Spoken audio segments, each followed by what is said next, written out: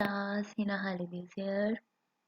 जैसे कि हम टॉपिक डिस्कस कर रहे थे लिस्प। लिस्प क्या है? आर्टिफिशियल इंटेलिजेंस की लैंग्वेज है। हमने इसकी बेसिक्स को पिछले लेक्चर में देखा था। बाकी जो कंटेंट हमारा रह गया है वो मैं आपको बता देती हूँ। सबसे पहले हमने डिफरेंस देखना है प्रीफिक्स में, इनफिक्स में और पोस्टफिक्स में। उसके बाद जो सेकंड चीज़ है वो है दो सिंबल्स को हमने देखना है, एक है नील और दूसरा है टी।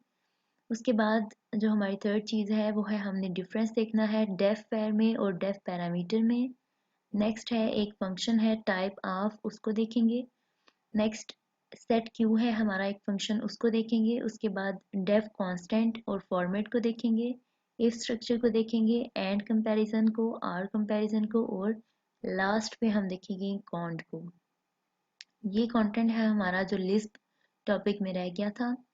सबसे पहले नोटेशंस को देख लेते हैं कि ये तीन नोटेशंस कौन कौन सी हैं, इनमें क्या डिफरेंस है। प्रीफिक्स, इनफिक्स और पोस्टफिक्स को देखते हैं। प्रीफिक्स क्या है? आल्सो कॉल्ड पॉलिश नोटेशन और पॉलिश प्रीफिक्स नोटेशन।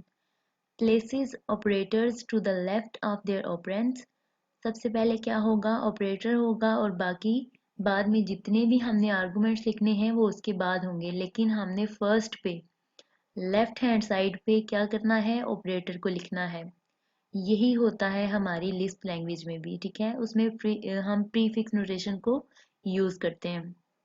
सबसे पहले ऑपरेटर को लिखते हैं और उसके बाद जितने भी आर्गुमेंट्स को लिखना होता है वो उसके बाद हम लिखना स्टार्ट कर देते हैं। उसके बाद है सेकंड जो नोटेशन है वो है इनफिक्स नोटेशन।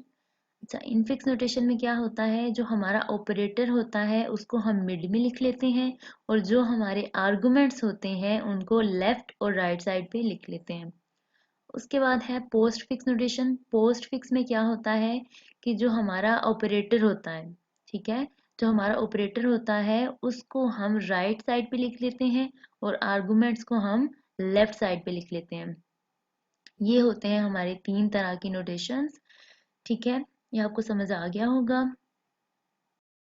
नेक्स्ट जो चीज़ हमने देखनी है वो है देखना हमने कि कमेंट्स को हमने किस तरह से लिखना है लिस्प लैंग्वेज में।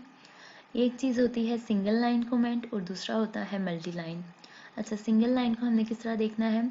अ Lisp comment begins with semicolon, this is Lisp comment, ठीक है। ये देखिए स्टार्ट में पहले क्या उन्होंने लगाया है? सेमीकोलन लगाया है और उसके बाद कमेंट लिखना स्टार्ट कर दिया है। अब जी जहाँ पे लिखा हुआ है this is a Lisp comment, तो ये क्या है? एक सिंगल लाइन कमेंट लिखा हुआ है। यही फॉर्मेट होता है सिंगल लाइन कमेंट का। अच्छा, इग्नोर्ड बाय इंटरप्रेटर, आपको पता है कि जो कमेंट्स होते हैं हमारे उनका इंटरप्रेटर से कोई लिंक नहीं होता, ठीक है। जो भी कंपाइलर होता है, जो भी इंटरप्रेटर होता है, उससे उसका कोई भी लिंक नहीं होता। हम कमेंट्स में चाहे दुनिया जहान की कोई भी बात लिख लें, इंटरप्रेटर क्या करेगा? सिंपली उसको इग्नोर कर देगा, उसमें कोई भी एरर जेनरेट नहीं होगा। ये होता है सिंगल लाइन। और उसके बाद इसी तरह से मल्टी लाइन का आप भी सिंटैक्स देख लें। यही चीज़ें होती हैं कमेंट में। कमेंट्स के बाद हम देखेंगे, जैसे कि मैंने आपको स्टार्ट में बताया था कि हमने दो सिंबल्स को देखना है। वो दो सिंबल्स कौन कौन से हैं? एक है नील और दूसरा है टी। नील रिप्रेजेंट करता है फॉल्स को या एम्प्टी चीज़ को, और जो टी है वो ट्रू को रिप्रेजेंट करता है, ठीक है। A special symbol nil. Nil represents an empty list. Nil is a terminator of a list. Terminator आपको पता है किस चीज़ को कहते हैं? जैसे हम लोग कहते हैं कि अगर हम किसी स्टेटमेंट के लास्ट पे सेमी कॉलन लगा देते थे तो हम कहते थे कि इसका टर्मिनेटर क्या है? सेमी कॉलन, ठीक है, टर्मिनेट करना, ख़त्म करना। नील कैन आल्सो रिप्रेजेंट फॉल्स, ठीक है। नील एज अ टर्मिनेटर भी यूज़ हो सकता है और एज अ फॉल्स भी यूज़ हो सकता है। The special symbol representing true is T, ठीक है। अगर हमने ट्रू को रिप्रेजेंट करना है तो हम क्या लिखेंगे? टी। और अगर हमने फॉल्स को रिप्रेजेंट करना है तो क्या लिखेंगे? नील, ठीक है। ये हैं हमारे दो सिंबल्स। उसके बाद हमने देखनी है term data type. Data type क्या होता है? जब हम किसी चीज़ की डेटा टाइप को लिखते हैं तो हम रिप्रेजेंट कर रहे होते हैं कि which type of data it is supporting, ठीक है। लेट्स सपोज अगर हम वेरिएबल को डिक्लेयर करवाते थे तो वेरिएबल डिक्लेरेशन किस तरह से होती थी? वेरिएबल का नेम और उसका डेटा टाइप, ठीक है। पहले हम डेटा टाइप को लिखते थे और फिर वेरिएबल का नेम। तो डेटा टाइप किस चीज़ को इंडिकेट कर रही होती थी कि हमारा जो वेरिएबल है वो किस टाइप का है, ठीक है। जो हमारा वेरिएबल जिसको हम यूज़ करेंगे उसकी टाइप क्या होगी, वो इंटीजर होगा, वो कैरेक्टर होगा, स्ट्रिंग होगा, लॉन्ग डबल होगा, ठीक है, या डबल होगा, वगैरह वगैरह, ठीक है। ये सारी उसकी क्या होती थी, टाइप्स होती थी उस वेरिएबल की, ठीक है। तो यही चीज़ यहाँ पे है। डाटा टाइप में हम देखेंगे इंटीजर्स क्या होते हैं, आपको पता है इंटीजर वैल्यूज़ कौन सी होती हैं, फ्लोटिंग पॉइंट कौन सी होती हैं, जो पॉइंट्स वाली वैल्यूज़ होती हैं, बुलियन वैल्यूज़ जो आपको मैंने पहले सिंबल्स बताए हैं, ठीक है। बुलियन का आपको पता है कि वो दो चीज़ों को रिप्रेजेंट करता है, 0 या 1, तो इस वजह से दो सिंबल्स हैं तो उनको बुलियन का नाम दिया गया है। उसके बाद है स्ट्रिंग। स्ट्रिंग क्या होता है, कम्बिनेशन ऑफ कैरेक्टर्स, और आपको पता है इसको आप डबल कोटेशन मार्क्स में रिप्रेजेंट करते हैं। उसके बाद ये जो एग्जांपल्स लिखी हुई हैं, देखिए जहाँ पे लिखा हुआ है 1 2 4 5 6, ये एज इट इज़ आउटपुट में इसी तरह से जा रहा है, ठीक है। लेकिन यहाँ पे देखें जहाँ पे कोई ऑपरेशन परफॉर्म हो रहा है, ठीक है, ये चीज़ इंपॉर्टेंट है। आपको पता है कि जो लिस्प लैंग्वेज होती है वो कौन सी लैंग्वेज है, पैरेंथेसाइज्ड, ठीक है। कोई भी ऑपरेशन हमने जो परफॉर्म करना है उसको हमने पैरेंथेसिस में लिखना है, ब्रैकेट्स में लिखना है, और सबसे पहले हमने लिखना है ऑपरेटर को, ठीक है। ऑपरेटर को लिखने के बाद जितने भी आर्गुमेंट्स आपने लिखने हैं वो सारे उसके बाद होंगे, ठीक है। लिस्प लैंग्वेज जो है ये अंडरस्टैंड कर लेती है कि जो स्टार्ट पे चीज़ लिखी हुई है वही हमारा ऑपरेटर है, और उसके बाद जितनी भी चीज़ें आती हैं उन सब पे उस ऑपरेटर ने परफॉर्म होना है, ठीक है। अब ये देखें इसका आंसर 1.5 कैसे आया है कि हमने 3.0 को डिवाइड कर दिया है 2 से, तो ये इसका आंसर 1.5 आ गया। उसके बाद है 22/7। अच्छा, जो हमारे पास फिनाइट वैल्यूज़ आ जाती हैं उसका आंसर तो ये दे देती है, लेकिन अगर आंसर बहुत लेंथी हो, लंबा हो जाए, पॉइंट के बाद बहुत ज़्यादा वैल्यूज़ आ जाएं, डेसिमल पॉइंट्स वैल्यू जो हैं वो ज़्यादा आ जाएं, तो क्या होगा, ये आंसर को सपोर्ट नहीं करेगा। जैसे 22/7 का आंसर क्या आता है, 3.142857, और दोबारा यही चीज़ रिपीट होती है 142857, ठीक है। तो ये जो होता है ये लंबा हो जाता है आंसर, तो ये इसी तरह से रिप्रेजेंट कर देगा कि अच्छा आपने ये ऑपरेशन परफॉर्म किया है तो उसका आंसर ये है, ठीक है। आपने ये ऑपरेटर यूज़ किया था तो ये इस तरह से परफॉर्म हो रहा है। उसके बाद इसी तरह यहाँ पे भी है, इसका आंसर क्या आएगा, 6/4 का 2 से इसको जब हम लोग करेंगे डिवाइड, 2 2s are 4 और 2 3s are 6, ठीक है, तो 3/2 आ जाएगा। उसके बाद है ये, यहाँ पे देखिएगा यहाँ पे हो रहा है कंपैरिजन, यहाँ पे नील क्यों आंसर आया है, हमने जब कंपैरिजन किया, ये जो ऑपरेटर है हमारा इज इक्वल्स टू, तो क्या हम लोग इसका क्या आंसर आएगा, 3 इज इक्वल्स टू 2, तो 3 तो 2 के इक्वल नहीं होता, तो हमने दो सिंबल्स यहाँ पे हम यूज़ कर सकते थे, या तो नील या फिर ट्रू, क्योंकि आंसर हमारा फॉल्स है इसलिए हम नील करेंगे यूज़, ठीक है। उसके बाद यहाँ पे भी कंपैरिजन हो रहा है, देखिए ये दोनों वैल्यूज़ बिल्कुल सेम हैं, तो फिर यहाँ पे ऑपरेटर कौन सा यूज़ हुआ हुआ है, इक्वल का, तो इसका मतलब है कि ये कंडीशन ट्रू है तो हम टी यूज़ करेंगे, ठीक है। अच्छा, नेक्स्ट चीज़ जो हमने देखनी है वो है फंक्शन डेफिनेशन। रिकॉल कर लें अपने उस कॉन्सेप्ट को जो सी लैंग्वेज में आपने देखा था, फंक्शन डेफिनेशन। उसमें जब हम लोग हेडर फाइल लिखते थे, ठीक है, फंक्शन डेफिनेशन की, तो उसमें तीन चीज़ें होती थी, ठीक है, फंक्शन का रिटर्न टाइप, फंक्शन का नेम, और फिर क्या था, ब्रैकेट्स में हम पैरामीटर्स को पास कर देते थे, ठीक है। और फिर जब हमने उस फंक्शन को कॉल करना होता था तो आपको पता है फंक्शन को हम कॉल कैसे करते हैं, बाय इट्स नेम, मतलब कि फंक्शन का हमने जो भी नेम रखा था डेफिनेशन में उस नेम को लिखते थे, और ब्रैकेट में हम लोग क्या लिखते थे, पैरामीटर्स, ठीक है। जब ब्रैकेट में हम लोग पैरामीटर्स को लिख देते थे, उन पैरामीटर्स को हम लोग आर्गूमेंट्स कहते थे, ठीक है। और जितने हम लोगों ने पैरामीटर्स डेफिनेशन में लिखे थे उतने ही आर्गूमेंट्स लिखने हैं, ठीक है, मतलब कि पैरामीटर्स और आर्गूमेंट्स आपस में इक्वल होने चाहिए, जितनी वैल्यूज़ पैरामीटर्स की हमने डेफिनेशन में लिखी थी उतनी ही वैल्यूज़ आर्गूमेंट्स की होनी चाहिए थी। अच्छा, तो यहाँ पे डिफरेंस क्या है, जब हम लोग सी लैंग्वेज में लिखते थे तो हम लोगों ने तीन चीज़ें लिखी ना, फंक्शन का रिटर्न टाइप, फंक्शन का नेम और पैरामीटर। अब जब हम लोग इस लिस्ट में देखेंगे तो हमने डीफन का कीवर्ड यूज़ करना है, रिटर्न टाइप की जगह पे डीफन का हम लोगों ने कीवर्ड यूज़ करना है, बाकी चीज़ें उसी तरह है। फंक्शन का नेम लिखेंगे, पैरामीटर लिस्ट लिखेंगे और उसके बाद फंक्शन बॉडी, ठीक है, बाकी चीज़ें उसी तरह से हैं। देख लेते हैं स्टार्ट से। Lisp represents function calls as well as basic data structures, ठीक है। लिस्प जो है ये भी फंक्शन कॉल को सपोर्ट करती है, जिस तरह से हम लोगों ने पहले डेटा स्ट्रक्चर्स में देखा हुआ है। उसके बाद है फैक्टोरियल ऑफ 4। आपको पता है फैक्टोरियल हम लोग कैसे फाइंड करते हैं। अगर 4 का लेट्स सपोज फैक्टोरियल हमने फाइंड करना है 4 multiply by 3 multiply by 2 multiply by 1, ठीक है। तो इस तरह से इसका आंसर आ जाएगा, ठीक है। तो ये क्या रिटर्न करेगा, जो भी इसका आंसर आएगा उसको रिटर्न कर देगा। उसके बाद ये यहाँ पे कौन सा ऑपरेशन परफॉर्म हो रहा है, एडिशन का, ठीक है। आपको पता है जो स्टार्ट में आप लोगों के पास वैल्यू होती है वो क्या है, होती है एज अ प्रोसीजर और बाकी सारे आर्गूमेंट्स। तो इसका मतलब है हमने आर्गूमेंट्स पे कौन सा प्रोसीजर अप्लाई करना है, एडिशन का प्रोसीजर अप्लाई करना है। 4 + 2 = 6, तो ये 6 को रिटर्न कर देगा। उसके बाद है डेफिनेशन ऑफ अ फंक्शन कि किस तरह से डिफाइन करेंगे हम लिस्ट में फंक्शन को। सबसे पहले डिफाइन का कीवर्ड, ठीक है। उसके बाद फंक्शन का नेम, उसके बाद पैरामीटर लिस्ट, जितने भी आपने पैरामीटर्स पास करने हैं उसको पास करेंगे। उसके बाद क्या स्टार्ट हो जाएगा, फंक्शन बॉडी। लेकिन इनक्लोज सारा कुछ किस में करना है, पैरेंथेसिस में, क्योंकि लिस्ट पैरेंथेसाइज्ड लैंग्वेज है। अच्छा एग्जाम्पल देख लें, ये हो गया सिंटैक्स और उसके बाद एग्जाम्पल देखें। डिफन का कीवर्ड, फंक्शन का नेम हमने क्या रख लिया, स्केयर, क्योंकि हमने फंक्शन बॉडी में स्केयर फाइंड करना था, ठीक है। इस वजह से हमने फंक्शन का नेम ये रख लिया, स्केयर। उसके बाद हमने एक पैरामीटर पास कर दिया, ठीक है। नजर आ रहा है ना आपको कि पैरामीटर कितने हैं, एक ही पैरामीटर हमने यूज किया, ठीक है, एक्स। उसके बाद फंक्शन बॉडी होगी स्टार्ट। फंक्शन बॉडी में हमने ये क्यों लिखा है, मल्टीप्लाई एक्स एक्स, क्योंकि आपको पता है कि जब भी आपने किसी वैल्यू का स्क्वायर फाइंड करना होता है तो हम उसी वैल्यू को मल्टीप्लाई कर देते हैं। लेट्स सपोज हमने स्क्वायर फाइंड करना है 2 का, तो हम क्या करते हैं, 2 मल्टीप्लाई बाई 2। 4 का स्क्वायर फाइंड करना है तो 4 मल्टीप्लाई बाई 4। तो x का जब हमने स्क्वायर फाइंड करना है तो इसका मतलब है x मल्टीप्लाई बाई x, ठीक है। तो यही सिंटैक्स बनाना इसका।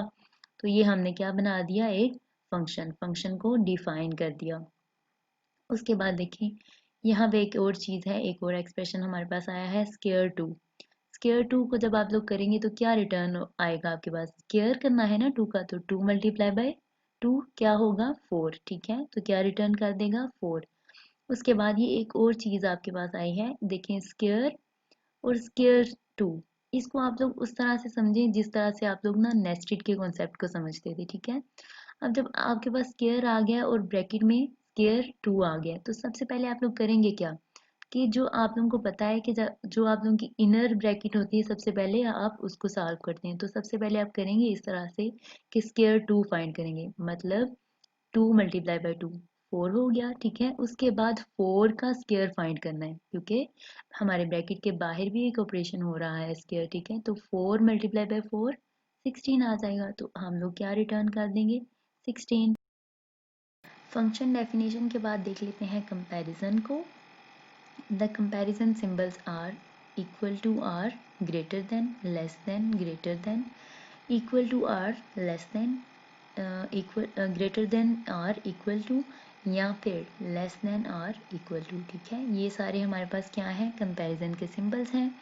These function return either true या फिर नील, ठीक है। दो ही हमारे पास ऑप्शन हैं, या तो टी को रिटर्न करना है मतलब ट्रू को रिटर्न करना है, या फिर नील को रिटर्न करना है। ट्रू को हम तब रिटर्न करेंगे अगर हमारे कंपैरिजन का आंसर ट्रू आ जाएगा, और नील को हम तब रिटर्न करेंगे जब हमारा आंसर फॉल्स आ जाएगा।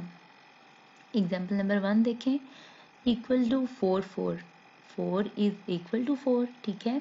ऑपरेशन हमने यही परफॉर्म करना है ना, क्योंकि हमारा प्रोसीजर क्या है, इक्वल टू का सिंबल, तो क्या आ जाएगा, ट्रू, ठीक है।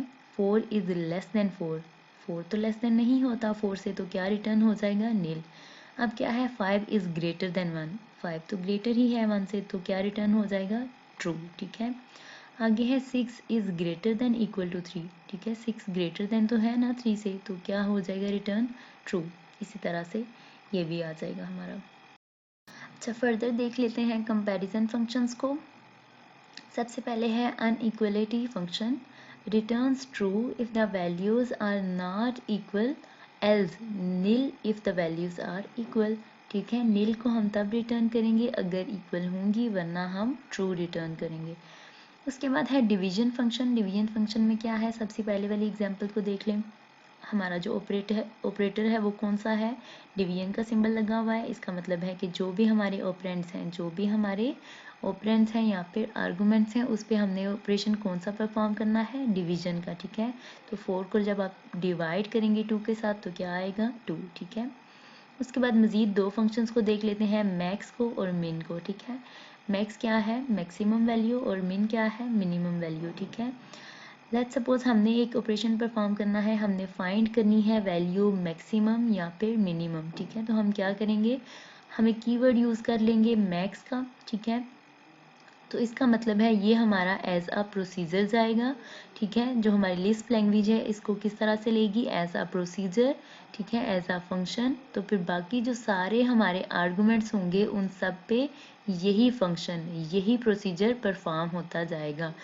अच्छा, जब ये प्रोसीजर आ गया तो वो लिस्ट लेगा इन सब को, कैसे लेगा, एज अ आर्गुमेंट। ठीक है, तो सबको चेक करता जाएगा बारी बारी। ठीक है, 1 बाय 1 चेक करता जाएगा कि कौन सी वैल्यू मैक्सिमम है, तो जो भी मैक्सिमम वैल्यू आएगी उसको रिटर्न कर दिया जाएगा। उसके बाद हमने क्या करना है, एक कीवर्ड यूज करना है मिन का, अगर हमने मिनिमम वैल्यू फाइंड करनी है किसी भी लिस्ट में।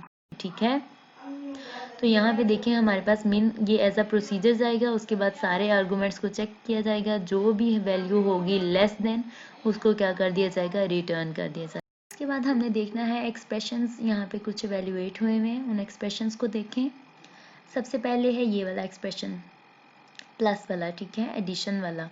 इसमें देखें दो हमारे पास हैं ऑपरेंड्स और एक हमारे पास है ऑपरेटर। ऑपरेटर को एज अ प्रोसीजर लिया जाएगा, जो भी हमारा ऑपरेटर होगा। ठीक है, तो वो जो ऑपरेटर होगा उसकी बेस पे ऑपरेशन परफॉर्म कर लिया जाएगा सारे आर्गुमेंट्स पे। तो जो सबसे फर्स्ट वाली एग्जांपल है हमारी, उसमें एडिशन का है हमारे पास ऑपरेटर, तो क्या होगा, यहाँ पे एडिशन अप्लाई हो जाएगी। ठीक है, इन दोनों को प्लस करके आंसर क्या आ गया, 486। उसके बाद सब्ट्रैक्शन है, तो इसका मतलब है कि जितने भी आर्गुमेंट्स हैं हमारे उन पे क्या अप्लाई हो जाएगी, सब्ट्रैक्शन अप्लाई हो जाएगी। उससे नेक्स्ट है हमारे पास मल्टीप्लिकेशन, तो हमें पता लग गया कि जो भी हमारे आर्गुमेंट्स हैं, जो भी हमारे ऑपरेंड्स हैं, उन पे क्या अप्लाई हो जाएगी, मल्टीप्लिकेशन। तो इसका क्या आंसर आ जाएगा, 495। लास्ट वन है हमारे पास डिवीजन, तो इसका मतलब है 10 को हमने डिवाइड कर देना है किस पे, 5 पे, तो उसका आंसर क्या आ जाएगा, 2। ठीक है, ये है हमारे एक्सप्रेशंस और इस तरह से ये एवेल्युएट हुए हैं, तो इनका आंसर इस तरह से आ जाएगा। इसके बाद कुछ नोटेबल पॉइंट्स हैं, जिनमें से कुछ का तो आपको पता होगा कि हम पढ़ चुके हैं उनको। सबसे फर्स्ट पॉइंट को देख लेते हैं, the basic numeric operations in Lisp are. ठीक है, जो न्यूमेरिक ऑपरेशंस जिनको वो लिस्प सपोर्ट करता है वो है एडिशन भी है, सब्ट्रैक्शन भी है, मल्टीप्लिकेशन भी है, कंपैरिजंस भी हैं और डिवीजन भी है। उसके बाद सेकंड पॉइंट है, Lisp represents a function call. Function call को किस तरह से रिप्रेजेंट करता है, जैसे कि हम देख चुके हैं फंक्शन डेफिनेशन को भी, किस तरह से फंक्शन डिफाइन होता है लिस्ट में। ठीक है, कीवर्ड हम लोग डिफन का यूज़ करते हैं और बाकी चीज़ें उसी तरह से हैं जिस तरह से हम लोग पहले डाटा स्ट्रक्चर्स में करते थे। ठीक है, और फंक्शन कॉल भी तो करनी है, जाहिर है जब हमने फंक्शन को डिफाइन कर दिया तो फंक्शन किस तरह से यूज़ होता है, जब हम उसको जाके मेन में कॉल करते हैं। ठीक है, किस तरह से कॉल करते हैं, जब हम उस फंक्शन का नेम लिख देते हैं और उसके पैरामीटर्स को लिख देते हैं पैरेंथेसिस में। तो फंक्शन को जब हमने कॉल करना है तो क्या डिफरेंस है बाकी डाटा स्ट्रक्चर्स में और लिस्ट में, कि इसमें जब हमने फंक्शन को कॉल करना है तो हमने f को भी पैरेंथेसिस में ही लिखना है। ठीक है, f ऑफ x को भी ब्रैकेट में ही लिखना है। फॉर एग्जाम्पल cos 45, अगर वैसे हम लोग लिखें cos 45 को तो हम इस तरह से लिखते हैं। ठीक है, तो और अगर हम लोगों ने इसको लिस्ट में लिखना है तो हमने क्या करना है, उसको भी पैरेंथेसिस में लिख देना है। फिर लास्ट चीज़ है कि लिस्प लैंग्वेज जो है वो केस इनसेंसिटिव है। ठीक है, केस सेंसिटिव नहीं है, केस इनसेंसिटिव है, मतलब कि अगर हम इसको स्मॉल में लिख देते हैं या कैपिटल में लिख देते हैं किसी भी चीज़ को, तो वो सेम ही आउटपुट देगा। इंटरप्रेटर हमारा जो है वो कोई भी एरर जनरेट नहीं करेगा, दोनों सूरतों को पिक कर लेगा। इसके बाद बात कर लेते हैं डेटा टाइप्स में। एक फंक्शन होता है टाइप ऑफ। ठीक है, एक फंक्शन का नेम है टाइप ऑफ। वो कौन सा फंक्शन है जो रिटर्न करता है डेटा टाइप किसी भी ऑब्जेक्ट की, किसी भी वेरिएबल की, ठीक है।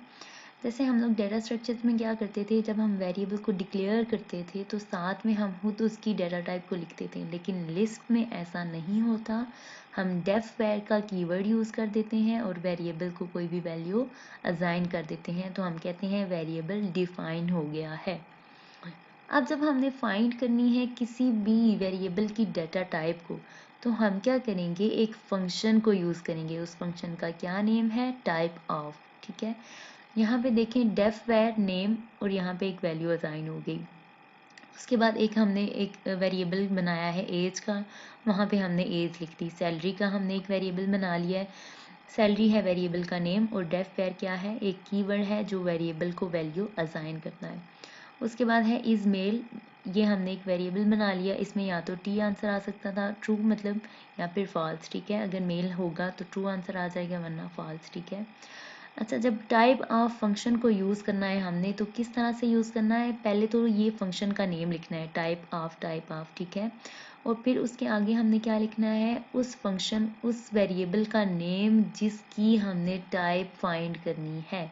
जैसे हमने एक फंक्शन बनाया था ऊपर नेम, ठीक है, उसको हमने डिफाइन कर दिया था। तो जब हमने उसकी टाइप को, उसकी डेटा टाइप को हमने फाइंड करना है, तो उसका नेम हमने यहाँ पे लिख देना है। जैसे नेम, एज, सैलरी, ये सारे हमने उसके नेम ही लिखे थे ना, ठीक है। तो उन नेम्स को जब हम यहाँ पे लिखेंगे और साथ में फंक्शन कौन सा यूज़ करेंगे, टाइप ऑफ, तो हमें उन सारे वेरिएबल्स की टाइप्स का पता लग जाएगा।